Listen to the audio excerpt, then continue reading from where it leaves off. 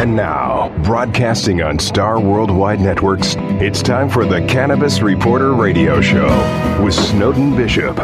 Listen in as Snowden interviews cannabis industry pioneers, marijuana experts, policymakers, medical practitioners, patients, and other amazing individuals with compelling stories to share. It all happens right now. Here's the Cannabis Reporter, Snowden Bishop. Hi, Happy New Year, and welcome back to the Cannabis Reporter Radio Show. Thank you for joining us. I'm your host, Snowden Bishop, and as always, happy to be here. The year 2017 was rife with so many climate calamities wreaking havoc on entire swaths of our country.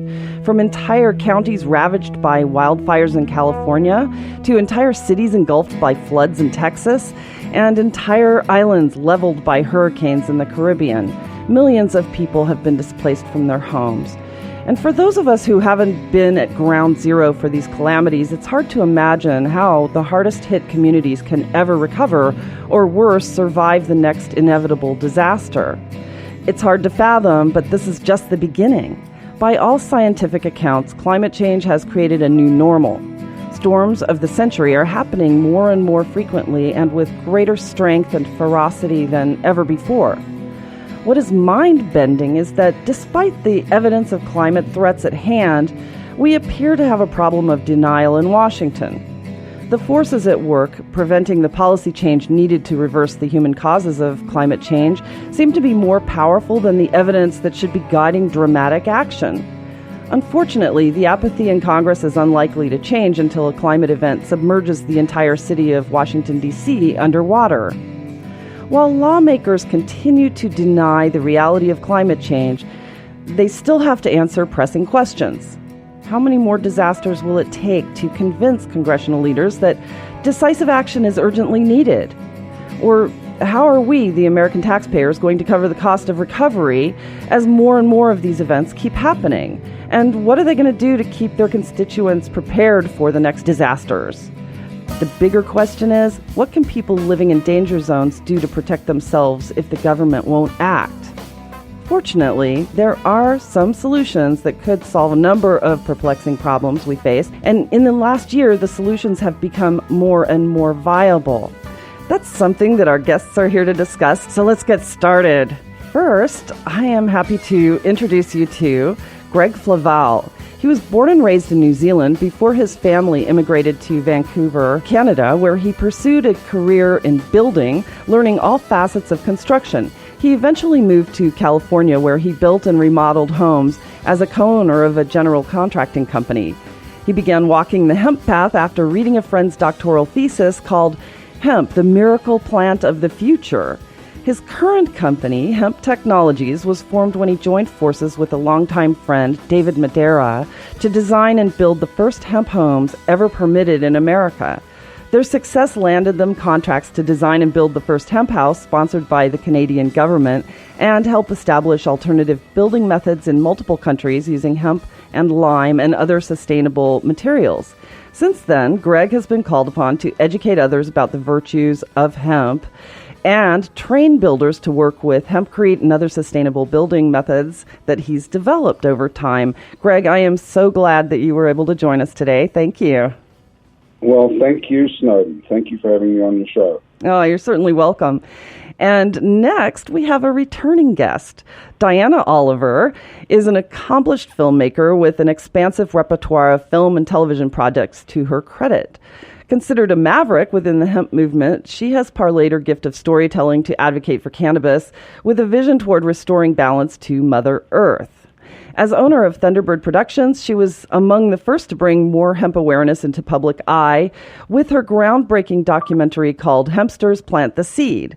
That was starring Woody Harrelson, Willie Nelson, and other legendary musicians and Hollywood A-listers who share her passion for hemp. The film garnered a faithful following and media acclaim for being one of the first of its kind films to expose the absurdity of hemp prohibition and the tremendous environmental and economic upside of revitalizing a hemp industry here in the U.S. Since then, she's turned the Hempsters documentary brand into a recognizable franchise with a number of follow-up films. And in the last year, she's produced and directed several more and continues to hold the mantle for education about hemp with several more episodes, including one that focuses primarily on hemp building with Greg Flavall. So, Diana, that's a lot. What an intro. Who is that lady you're talking about? I know who it is, and it would be you. So thanks for joining me. I'm so glad you could come back. Thank you so much. Thank you, dear. Well, you know what, Greg, I want to jump right into hemp building because, like I was saying in the beginning, there is an opportunity here that if we all play our cards right, I think that as people begin to rebuild from these disasters that they've endured, hemp building, hempcrete, and lime might provide a really good alternative to avoid the damage caused by fires and floods. Tell me a little bit about how that could work. Well, for a start, really it comes down to the renewability of hemp. I mean, it takes 10 to 20 years to grow trees that we've been building with forever, and it takes 120 days to grow a crop of hemp that we can use the waste cellulose from the inside of the plant mixed with some high calcium lime, which is prevalent in every country on the planet, to fire-resistant, termite-proof, mold-proof, water-resistant homes with. I mean, the fact that you can build an average-size home with 2.5 acres of hemp is just incredible, and in 120 days. The bottleneck really comes with decorticational processing of the hemp. That's the million-dollar question and answer that a lot of farmers and a lot of individuals and companies are asking themselves, because it's not an easy process, it's not a cheap process, and that's why they've been doing it in China for centuries, and they've been doing it in Europe non-stop, and that's where we get most of our hemp from. Until such time as we've got an infrastructure in the United States or in North America in general, we will be able to get domestic hemp, and that's still a little ways off. But, the benefits of hemp, I mean, as a company, we studied, along with Bath University some years ago, the effects of other cellulosic waste materials like linseed oil stalks, corn stalks, flax, even general timber. And nothing was hygroscopic like hemp, which makes it vapor permeable, which means we have to compress it because it's full of air, and it makes super insulating and sound absorbing walls of a house.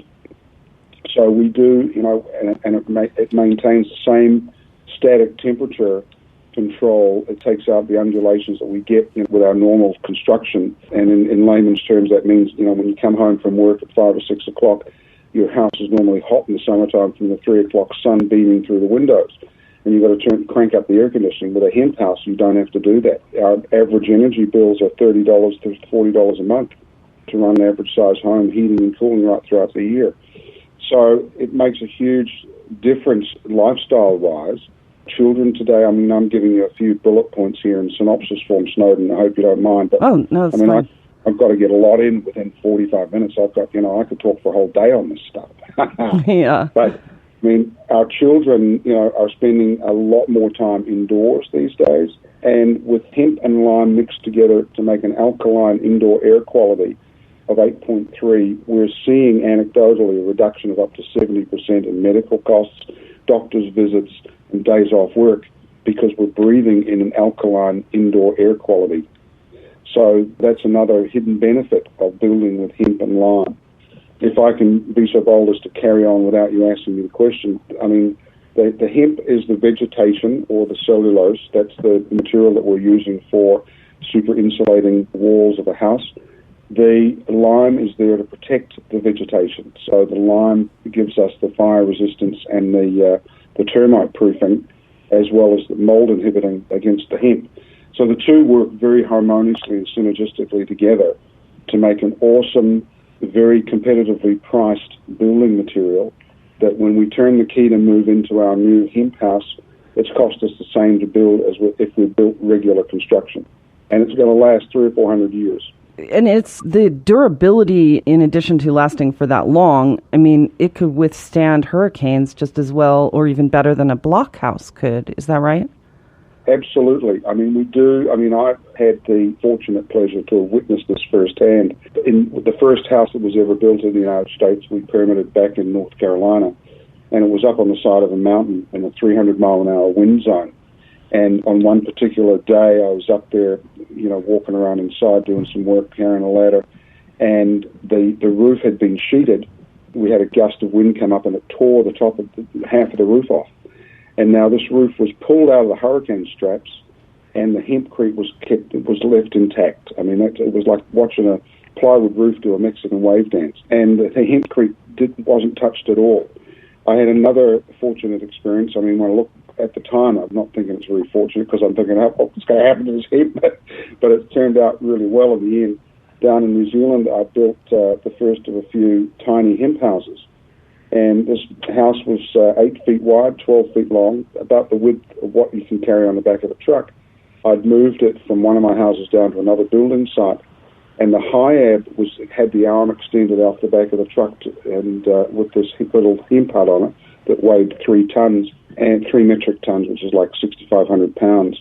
And the high ab broke. It basically failed, the hydraulics failed, and it dropped it from a meter high off the ground, thud down onto the ground.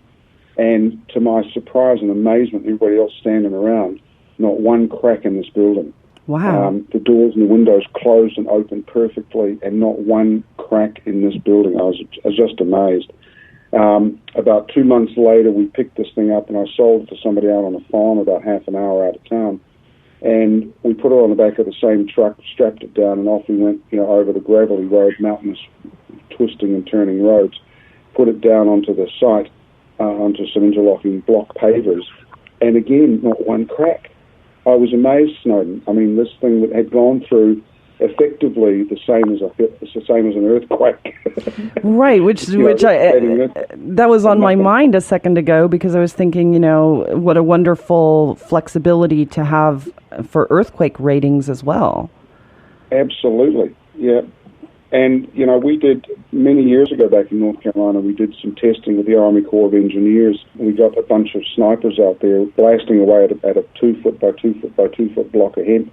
And this thing absorbed all the rounds. There was no spall, and that's something that the Army is very well aware of. With concrete structures, you get the shrapnel is what hurts people. And with the hemp, it's so soft and flexible, it just absorbed all these rounds and didn't make a mess anywhere. So, I mean, there's lots of benefits for using hemp, and the biggest, of course, is that it's renewable. In some countries, like in Australia, we're growing 3 crops a year in Western Australia. Down in Florida, they could do a couple of crops a year. Up in the north, 1 crop a year is okay. But, I mean, in 100 to 120 days, you've got enough material for your animal bedding, you've got enough material for your medical purposes, you've got enough material to make clothes, you've got enough material to build a house. Food, fuel, shelter, and jobs. That's what this plant is all about. Well, not to mention remediation. And the remediation. But, I must, I'm going to go against the common theory here, because I actually worked with Canterbury University and Massey University in New Zealand some years back, because I thought, like you, remediation was the name of the game, that hemp would uptake heavy metals out of the soil, just like they're talking about out in Chernobyl.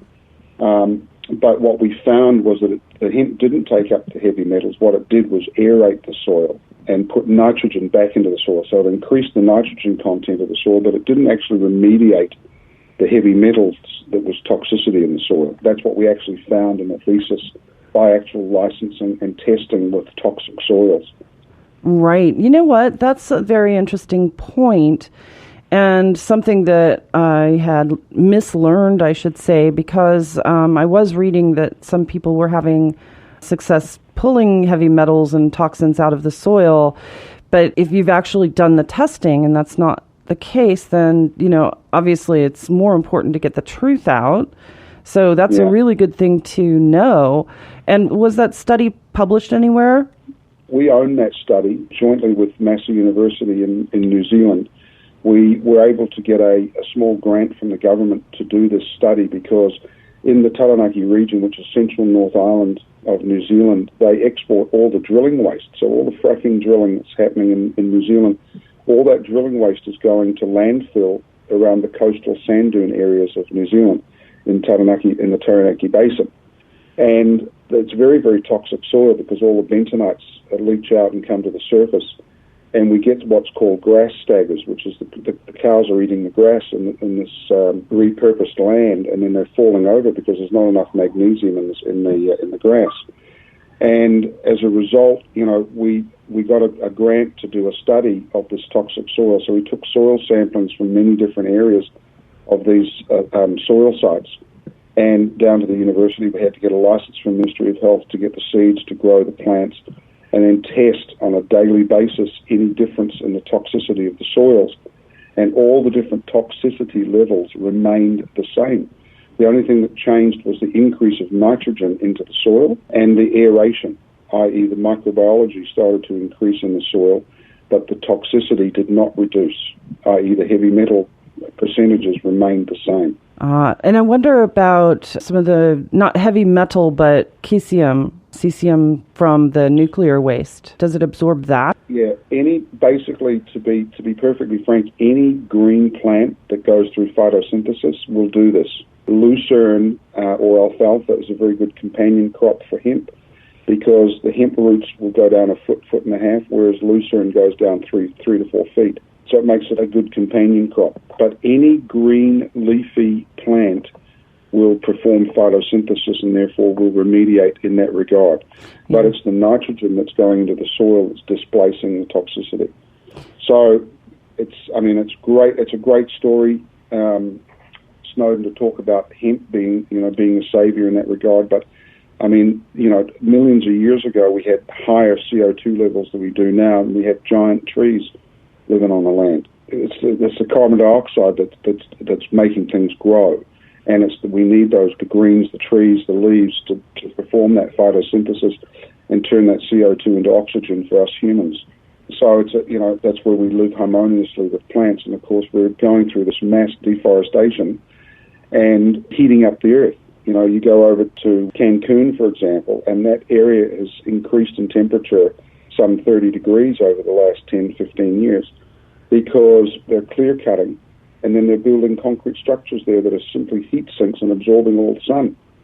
So, we need to be getting back to renewable, sustainable building methods, and hemp is where it's at. Believe me. I looked for many years to try and find any negativity surrounding hemp, and I couldn't find it except for the name. And now, of course, I'm a baby boomer, and the baby boomers are saying, well, I guess if it's legal to smoke it, it's legal to build with it. So here we go. Let's start building. Yeah. And it's a matter of educating people. And Diana, that's kind of where you come in because you were one of the early educators, if you will, with Hempsters Plant the Seed. And there was an entire group of you, I want to say you, because there were a lot of advocates early on, before people realized that hemp wasn't something that was going to make people high. And that was a misconception that lasted for generations. Reefer Madness was the most brilliant marketing campaign of all time, I think, propaganda marketing, because it affected the way people thought about hemp and marijuana for decades. But Hempsters Plant the Seed was sort of one of the very first to help dispel that myth. And I know that you've got so many different projects related to the Hempsters brand going on right now, but tell me a little bit about what you and Greg have done together recently. Well, so Hempsters Plant the Seed started shooting.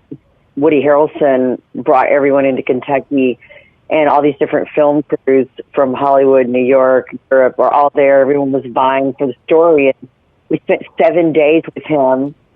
2 different houses over the 7 days, and he made the decision and chose us, and we got the story, and off we went. Little did we know that his feral seed planting and subsequent arrest, trial, and acquittal would span 7 years.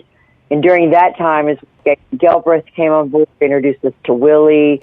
Willie brought us Merle Haggard, Joey Butterfly Hill, and then, of course, Woody and Merle and Willie all lived in Al. And it was just a series for the director, Michael Henning, and I, in such a way. And I look back on it, it's 14 years I followed the movement, because then we had Joe Hickey, Alex White Plume, Joe American Horse, and we followed the Native story. And I realized So at 14 years, everywhere we went, hemp was referred to as marijuana. We just would very calmly educate people. But I just really feel like I'm a messenger for the plant. I'm not doing this for any Academy Award, although that would be nice. But I'm doing it because I felt like God just really led me here. And I heard about Greg. It was 14 years, so it was the 13th year, and I started thinking, okay, well, already about my next films, to follow Hemster's Plant the Seed, it's Plant the Seed. So then I wrote American Revolution, and I wanted to focus on product.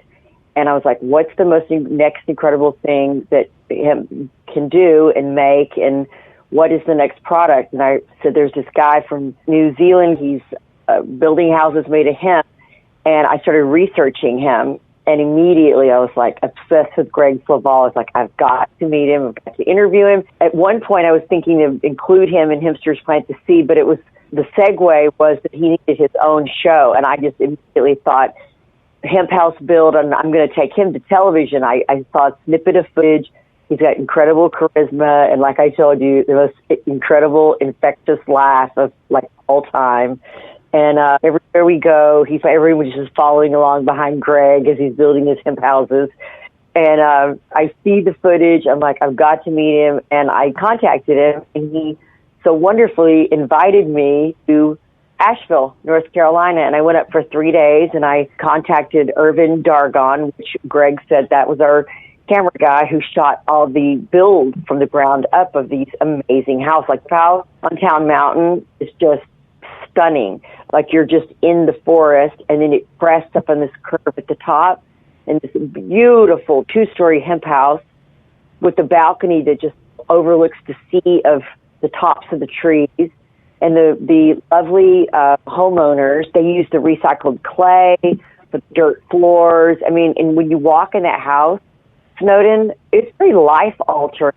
This house made of hemp, you can smell the purity, the cleanness. When I'm in any synthetic house, I can instantly smell the chemicals in the carpet and the carpeting and the flooring and the walls. I mean, when you're in those hemp houses, you just literally, your body reacts to it in such an incredible way.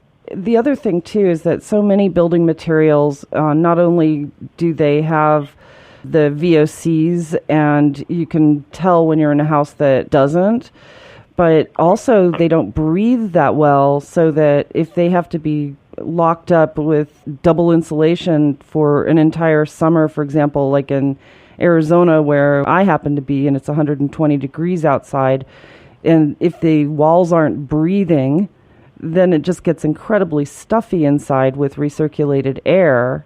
Oh, yeah. Well, see, what most people don't realize when a house catches on fire, rarely do people actually burn to death from the fire. They're rendered useless by the toxic smoke of all the chemicals from the carpeting, the stuffing, the insulation, fabrics, where most people are able to escape a house. But the hemp houses are, like Greg was saying, mold, fire, pest resistant, everything. But back to Greg. So he invited me up, and I filmed a pilot with Dave Madera, his partner. And Dave, we were coming up the mountain. This is a funny story. And Dave looks over at me and goes, "You sure do talk a lot." they had just let me. And Greg, they like to remind me. I said, "Well, you know what? Because I've got a lot to say." We shot the Hemp House Build pilot, which is available on YouTube. But Greg and Dave were just the dynamic duo of hemp. Like, I can't even tell you. Energy of the show, and now the new show. Greg is the main host because we sadly lost Dave to debilitating cancer back in 2012. So sorry to hear that, yeah. So I shot my first television series pilot because I produce documentaries and films. I have 2 feature films and a lot of indie films. But my first television series ever was with Greg. And we were actually in talks with Discovery Channel when, sadly, this debilitating brain cancer resurfaced with Dave, and it took him in a matter of months. It was so sad. And, of course, we shelved the show and turned it into a tribute to Dave, and then Greg went back to New Zealand, right? Yeah, and that was another thing. Greg and Dave, besides being so far ahead of their time, they built 3 3 hemp houses in Asheville, all very diverse, very different architecture, which shows you in the pilot the diversity. One of them is a multi-million-dollar, literally a mansion that overlooks Lake June, Alaska, and it's just a show place. And then the Martin Corp House is also a show place, but a real natural, blending in with the forest style. And then the third house, Push House, that house, the Now House, was the guys that lived there, they planted vegetables on the roof. So it literally, as you come down the mountain to see that one, it looks almost like that one's very much into the earth. Just incredible, these houses. They're just incredible. So anyway, we shelved the show, and off we went, and I produced other things. And then, of course, hemp did not become legal in the United States. We thought Hempsters Plant the Seed, and that was 14 years, and we thought, you know, that first farm bill, but it's just been it's 19 years I'm in this game now, this fight for hemp, and it's just now becoming legal. And like Greg made the very crucial point, it's the corticators and the harvesting and the processing. That's where the money needs to go now in this industry. And there has been one group which will remain nameless on this show, but they're crooks basically. So this business, you know, it attracts the good, the bad, and the ugly, any type of new movement. But there is a group that supposedly has a processing center up in the Carolinas. But I just heard that there's another group. There's one coming up out of Colorado. I meant to talk to you about that, Greg. Did you hear that? They're going to have I know who's doing what. Don't you worry. Excellent. That's the one thing that I think is going to take a little bit longer, is just building that infrastructure so that already the technology is there. We know it can be done. And Greg, you've been doing it. So, but getting the people to process it here in the United States so that it becomes more and more accessible, that would be the challenge, I would think. Exactly. And then now it's just the perfect timing, because Greg not only is the master hempcrete builder, but he's a teacher. And I mean, he's got a legion of followers and young builders and architects, and he's doing House Build TV for him. That's the name of the new series. But he's doing tiny hemp houses. We filmed one for episode 2 that is just beautiful with this award-winning architect design, and the tiny hemp house is just incredible inside. That's Matt Prindle's. And then we filmed the first round house in the United States with this cathedral ceiling in episode 3, and that's up in Nevada City.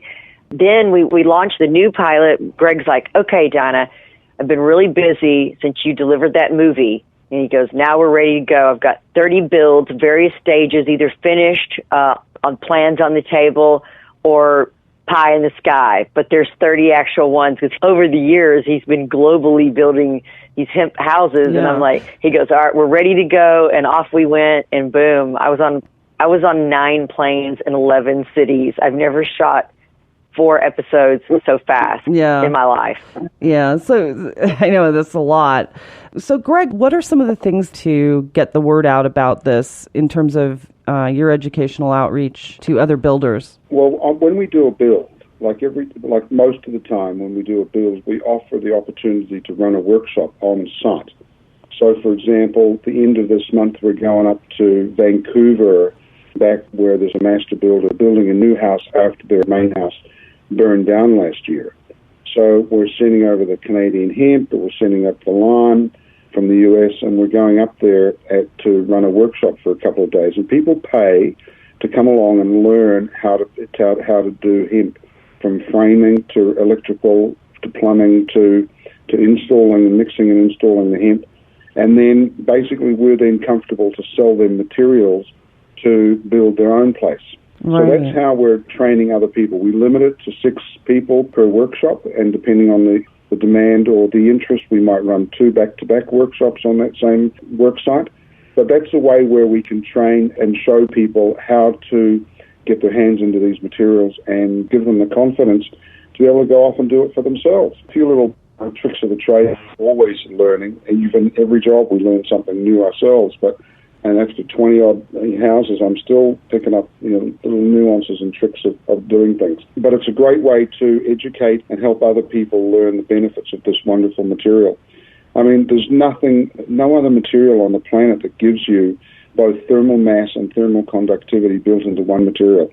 Not only that, it'll last forever. And if your great-grandchildren don't like the look of that house you built for them, they can tear it down, use it as fertilizer, or remix it with some new stuff and make a new design. Oh, wow. Isn't that incredible? That is absolutely incredible. So basically, you can recycle it. I mean, I've learned, over many years of building, I've learned to reduce, reuse, and recycle, and in some cases even add composting to that. But in the building game, I mean, more than 50% of landfill comes from construction waste. Well, I've in an effort to stem that and change that, because a lot of countries are starting to try and do away with landfills. And, I mean, in California, for example, where we're now based, they're looking to be carbon neutral by 2020, which is 2 years from now. And we can do it with our non-VOC, natural mineral breathing paints and all these, beautiful health-based building materials that we have at our disposal, including, and not forgetting, of course, the hemp. And, of course, coming from a country of 60 million sheep, I use wool a lot too. So, yeah. That's 100% natural. So it's not, we use hemp in addition to all these other natural building materials that we have, and we teach people how to use them, we teach people how to install them, and we have a crew of people that will go around, that we can jump around and bust out a house anywhere, pretty much, anywhere. I would love to participate in workshops and really see what it is that you do. I think I had mentioned to you at one point, Greg, that I was planning to add on to my home, and I would like to do it in hemp to set an example, but also to learn from it and to possibly bring other people in to learn how to do it here in this area, because I think that hemp as a building material would be so beneficial for us here for its insular qualities and the breathability and just the that would be awesome in general. And I really would love to see this building material become huge throughout the United States. I think it'll solve so many problems in the disaster zones, because, I mean, here we have an opportunity to, rebuild some of these places that'll be more resistant to the damage from, hurricanes and floods, particularly, and perhaps in fires as well. Tell me, Greg, when you're building something that's close to an adjacent property, you have to be aware of fire resistance in walls. And it's fire resistance, but there's also in relation to setbacks, and the setbacks are there so the fire department can run around there with a hose. But we do, just to point out, we do get a 60% discount on fire insurance for building with hemp, because it's considered non-combustible. Right. And, so the fire rating, I think, is the word that I was looking for. Doesn't the hemp lime wall rate much higher, much more fire retardant or resistant? Yeah, we do have an anecdotal fire rating, but we've never actually spent the $200,000 necessary for the testing. Right. He wants to do that, actually. It's something we intend to do. I think one of the episodes I want to do, and I've suggested it to producer Diana, is that I'd like to build one of our small 8x12 cabins of hemp and lime, and then put it out in the field somewhere and get the fire department to come and blowtorch it. That's brilliant. Well, Greg is also, for the viewers to be aware, currently in the funding, there's a couple of companies looking at his distribution hub to finance it in San Diego, where he's now based. He and his beautiful wife, Sharon, who is an incredible 5-star culinary chef who happens to have been Miss Sri Lanka, and is cooking with hemp we've shot another series for her called Cooking with Hemp by Sharon. That's the working title, but she's doing all the hemp cooking while we're on these hemp build sites in the new series. So anyway, right now Greg is in talks to set up his long-awaited distribution hub. So for any viewers that hear this, they can contact him at ihempusa@gmail.com. Yeah, I'll get that information and put it up for our listeners so that when they go to the website, they'll be able to find these resources, because I think that a lot of people would be really interested to learn more about this, just in general. Right, and they can do like you're doing an add-on. Greg's also created the granny flat. So I don't know, what's the terminology, Greg? The separate house or the adjacent house, like casita. The granny flat. They're called accessory dwelling units. And awesome. for example, has enacted new legislation to address the housing crisis in California by allowing you to build either an addition or second story on your garage, or retrofit your garage, or put a detached unit from 500 to 1,200 square feet on your existing property without having to subtitle or tie into new water and sewer lines. That's brilliant. Permitting a lot quicker, and they're also amending the impact fees that you generally pay with the new construction. And this is to address, to make to help with affordable housing in California, and with 1.9 million homeless people in this state, it makes sense to be able to do that. So that's part of our business model this year, is to address the green granny flats, or the casitas, or man caves, woman caves, whatever name you want to put on them. But the opportunity exists whereby you're saving between $30,000 and $50,000 in additional costs to the city to be able to improve your own residence and generate additional income, by renting out that space without the additional burdens of the impact fees or the sewer fees. So that's going to be huge for California, and in fact the rest of the country. And in fact, in my mind's eye, it's a global initiative that will only grow as time goes on. But certainly, we're living in San Diego now, so this is the place to start, where we've got so many homeless people, and I mean, young people today can't afford to buy a home, for goodness sake. Right. Costs have gone up so dramatically, and of course, 2/3 of real estate is owned or controlled by the baby boomers in the United States, and in fact around the world now. And the young people can't, so that's artificially keeping the prices high, because they know that as they get older, they want to stay in their house longer, and two, if they sell it, they've got to replace it with something just as expensive. So that's why there is less and less real estate on the market today for sale, and fewer sales going through for younger people. So, it's a catch-22 situation. So thankfully, California, which is the 6th largest economy in the world, has seen the vision to address the homeless and the housing crisis, and put these initiatives into play whereby people can afford to rent in a more comfortable way. Right. That's such a brilliant idea. It really is. And for people who don't know, you said that the price is pretty competitive to build with hemp versus, building in traditional ways, with block or just wood frame and synthetic insulation and that sort of thing. If you take regular dry line construction, which is your regular 2x4 stud framed house with your pink bed insulation and your tiled roof and your Formica cabinets and so forth, that's a price of, let's say, call it $150 a square foot in a modest build. Now, by the time we've finished building with the hemp and wool and other natural materials, by the time you turnkey to move in and place your furniture and crack a beer and enjoy yourself, it's going to cost you the same, $150 a square foot. So the cost is relative. I mean, once you go to granite countertops and stuff like that, yes, you're paying a little bit more. But essentially, to answer your question in a nutshell, it costs you the same to build with regular construction as it does with hemp, except that you're going to get power savings, like energy savings each month, and you're going to get lifestyle changes and benefits as you go. And the health benefits particularly. Health benefits are huge. I mean, it's fantastic. And we've seen it. Firsthand, we've seen the benefits of living in an alkaline indoor air quality. Yeah. So I guess the biggest challenge then, I mean, the cost isn't going to be a deterrent.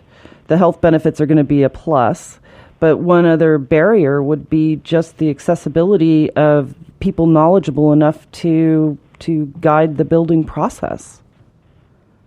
Yes, and in fact, we find education being at the forefront of that, Snowden, because, the very first house that was ever permitted in the United States, we spent a full day with building and safety people in Asheville, North Carolina, fire department marshals, the police department. We invited them all down to our warehouse on Swannanoa River Road in Asheville, and we did a one-day workshop. We brought over a couple of experts from England, and we basically went through a full day of education of the people that made decisions in that town. And at the end of the day, the fire marshals were saying, "Man, we've got to build a house with this stuff." Right? Then when we took our hempcrete sample block down to building and safety to get the permit on the house, they said, "Yes, we're good to go." It all came down to education. Mm-hmm. In New Zealand, I had a huge fight on the hands because it's considered a solid wall system, and in New Zealand we have lots of rain and lots of water issues. And it took me 6 months to get a permit, with building and safety down in the town of New Plymouth where I was born. And eventually they acquiesced because I showed them and educated them with empirical evidence from the UK and France, where they've been building with it for 30 plus years, that it makes sense. And then finally we got the code of compliance after we completed the house, and I actually showed them by blasting the garden hose against the outside of the lime-plastered hempcrete wall. The water was just beading off the outside of the wall, and they were like, "Whoa, didn't know this material did this." And then next thing you know, we got a permit and we got a code of compliance. So it's all about education. Seeing is believing. Well, and I think that for people who are interested in building a hemp home in a location that hasn't embraced it yet as a normal alternative, they would be well served to look into some of the videos that you have. And also, do you have people on your team who are willing to speak to people and coach them about how to talk to their permitting divisions and that sort of thing? Yep, that's us. That's what we do. Yeah. I mean, we have a nice little program where people can join our hemp collective or our hemp club for $420. That gets them access to me personally to help them with those technical building issues and helping them go in the right direction with the building and safety. And that's a pretty fair cost considering what they'll pay the architect and the engineer and so forth. And I become that conduit, if you like, to shepherd and help the process through to completion. And then, we'll do a workshop, and one of my guys will go out there and run the workshop. And by becoming a member, we give them a discount on the materials that they purchase, being the hemp, the lime, the paints, the magnesium oxide, the wall, you name it. Everything to make their house or make their space a healthy place is there with our Hemp Technologies team. Wow. We've got it going on, Snowden. You certainly do, and you bet that I will be in touch about this myself. I'm not sure if anyone here in our area has actually done one. You'd know better than I would, Greg, whether someone's built a hemp house in Arizona at all. Do you know? Arizona, the answer is no, but not far away in Texas. Down in Marfa, a couple of years ago, we did a house down there, a nice big house, and that was an education process, and we ran a workshop, very successful workshop out there. And I don't think you're far from Marfa, Texas is where it's at, actually. I mean, If you look on our website, anybody can look on our website, and you can see. I'm actually building my own hemp house, Snowden. We had the plans drawn up since 2011, haven't we, Greg? 2011. For my parents, but it's always been a question of money. But also for educational purposes, not only is the new series entertaining, I'm just going to interject this, it's highly educational. The fastest growing market on television is anything to do with home building, rehabbing. Oh, people love it. Adding on. Right. And the demographics, very interesting enough, the highest viewership demographic is the female.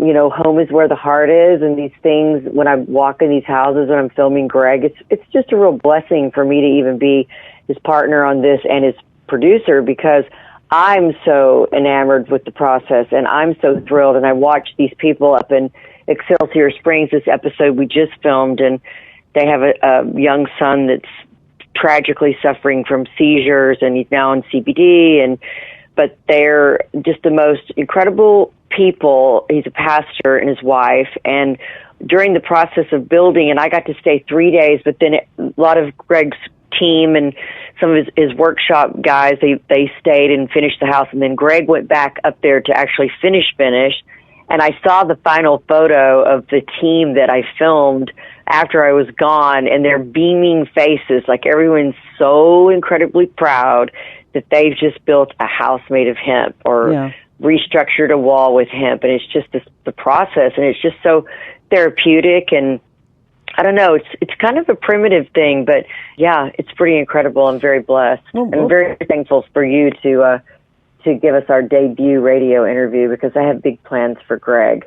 He's being submitted to, I'm creating a TED Talks around him, so that'll be super educational, and I'm looking at the cities Monday, but I'm thinking San Diego, since that's where his main hub is and where he wants to have his distribution warehouse center there. And so, I'm planning on. I tell you what, this is an incredible delight for me, and because just to be able to learn from the both of you about this, it's an exciting time, I think, and my hope is that this, and then your television series, and Greg, all of your workshops, I hope this inspires some of the universities that deal with either sustainability, like here at ASU, or that deals with building, or that deals with product manufacturing and agriculture and that sort of thing. I really hope that the universities start to get on board with educating people in a formal way about hemp. 1,000% agree. 1,000%. Yeah. So, and in fact, once Greg is known publicly, and sorry to interrupt you, I'm terrible at that. You know me. Mm-hmm. Once Greg is known publicly from this launch, from the series this time around, there's going to be no stopping Greg and Hemp Technologies and what he's going to do. I foresee it to be an enormous shift, because everyone needs it. They just don't know about him yet. Right. And the series will help launch that. I agree. And people need hemp, and they don't know it yet. I mean, we need hemp in our economy. Yep. We need it for environmental reasons.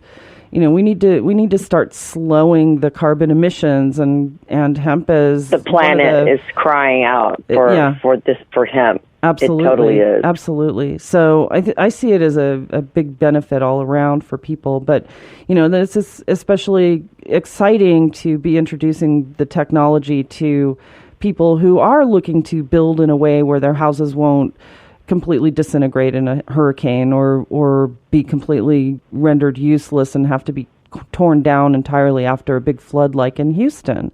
Oh, one more quick question for you, Greg.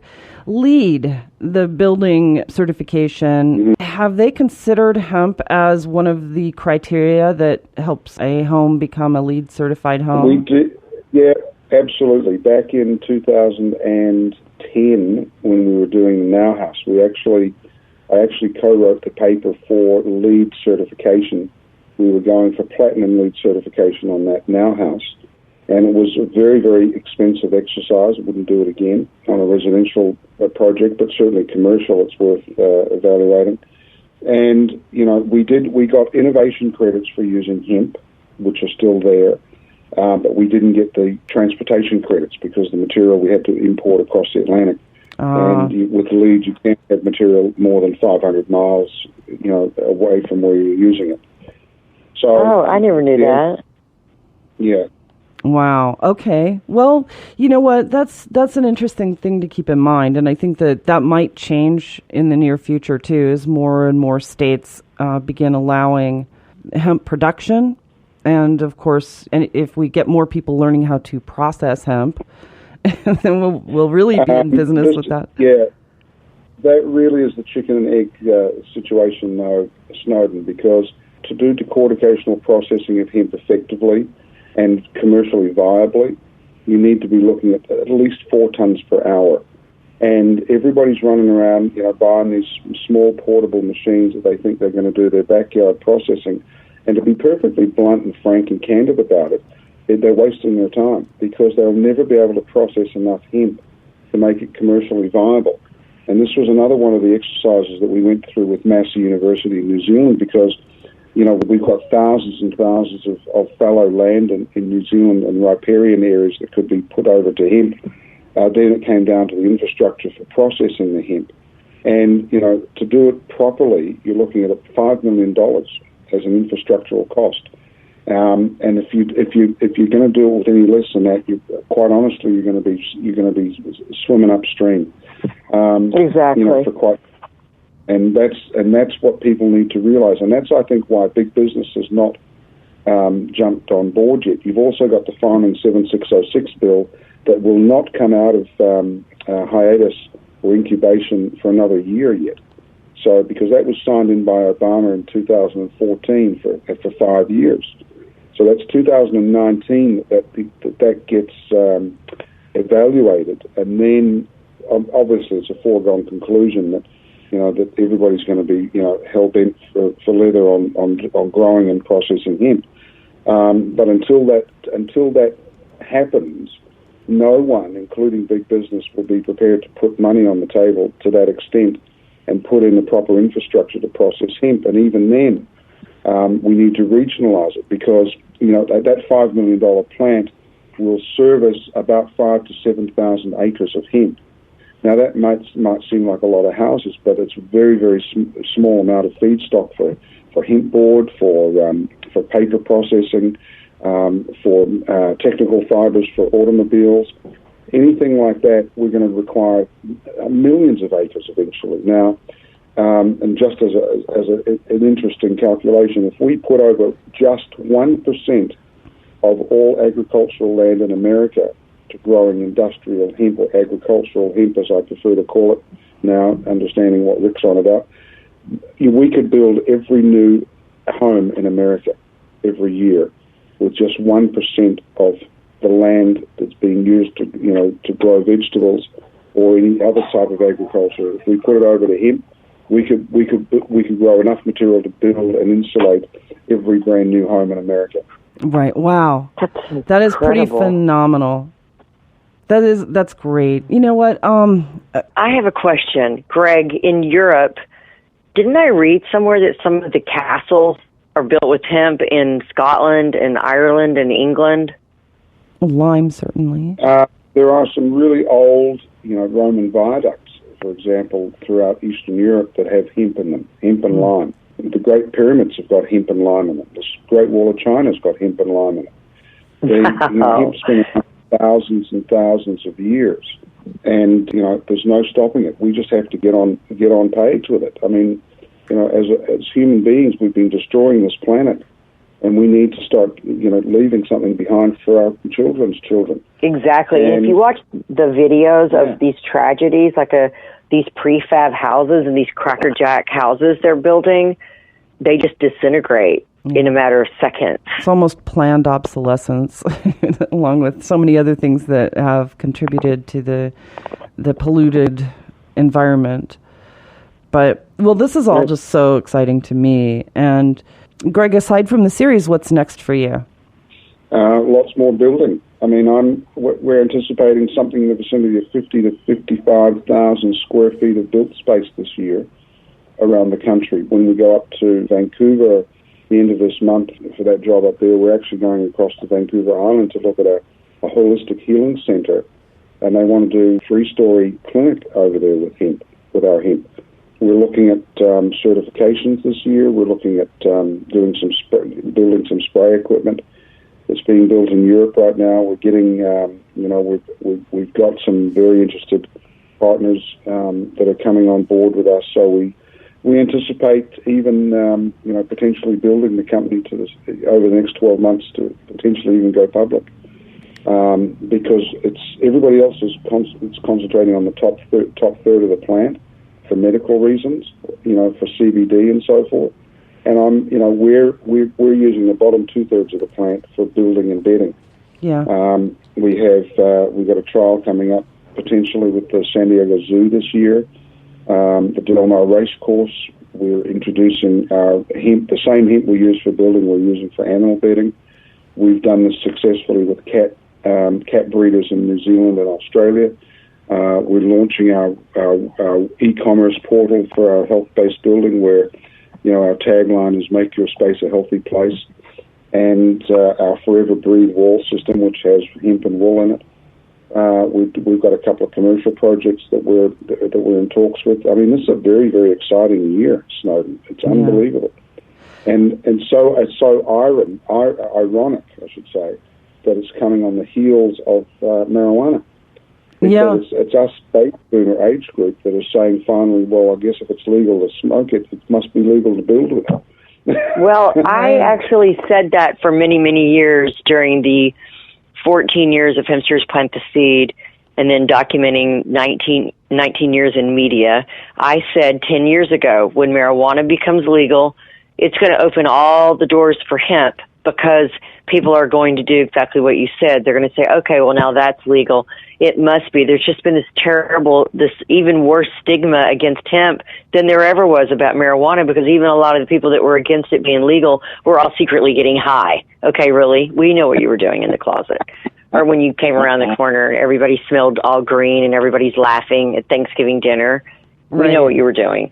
So, but this whole hemp thing had the hemp issue, ag hemp, had this terrible stigma. One of Greg's colleagues, Rick Edwards, is just an incredible man, super nice and super educational and helpful, and he was in his workshop. I got to meet him in Missouri, but he actually educated me. I learned so much from Greg constantly, but he taught me. I've been saying industrial hemp all these years, and he said, let's try to recoin the phrase and go back to agricultural hemp instead of industrial, even though it has so many industrial, purposes.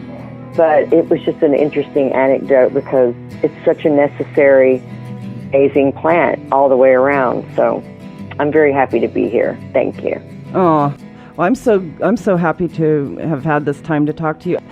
Unfortunately, I'm getting a signal that it's time for us to start wrapping it up. My goodness, this goes by so quickly.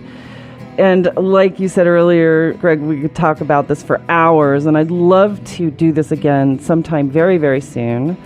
But thank you both so much again for joining me.